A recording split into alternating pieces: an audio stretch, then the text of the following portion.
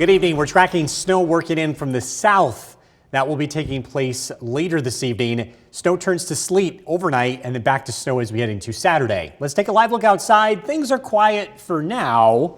It's a live look at our Cavity Tower cam overlooking the city of Utica. The snow has not begun here in Smith Hill yet, but it will. Here's a live look at the Yorkville Battery Storm Tracker 2 Doppler radar. This leading edge of snow is running into dry air, so it's evaporating before it making it to the ground. We call this virga.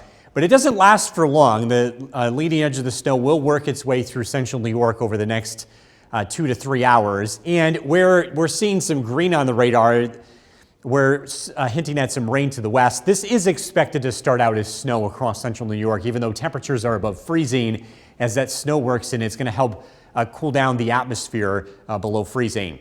Travel will be tricky tonight as well as tomorrow morning with that combination of snow and sleet. Snow continues throughout Saturday, but temperatures climb above freezing, which means the roadways will improve. A lot of that snow will have a tendency to melt as we head into Saturday afternoon. This looks to be a wet snow, which means it's going to be sticking to trees. It's going to be heavy to move.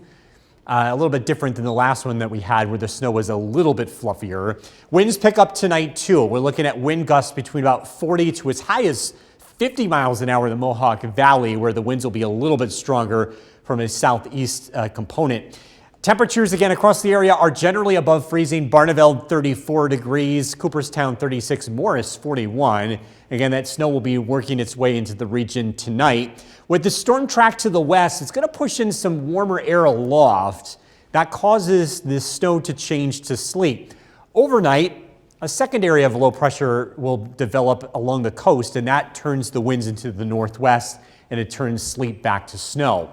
Snow breaks out tonight.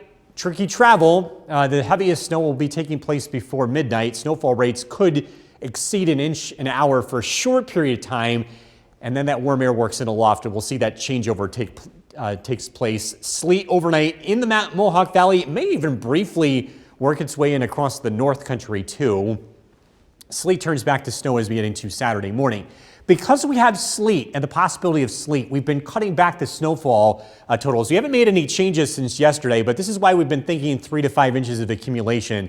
We get snow, but then it turns over to sleet for the Mohawk Valley, where it turns over to sleet sooner across southern valleys, 1 to 3 inches overnight, and then where it takes longer to make that transition, 5 to 10 inches of snow for the North Country. We do pick up more snow Saturday too. Snow continues throughout Saturday morning. And into the afternoon, it becomes lighter. Temperatures climb above freezing. We pick up an additional 2 to 4 inches of snow throughout the day Saturday. So if you want to add this up, a lot of places in the Mohawk Valley end up getting about 5 to 9 inches as a total by the very end of the day on Saturday. But again, it doesn't come all at once. About half of that falls tonight and the second half for Saturday. Tonight, snow mixes with sleet. We're down to 30. Tomorrow, back over to snow. Again, tricky travel early, a high of 36. Storm Tracker 2 7-day forecast.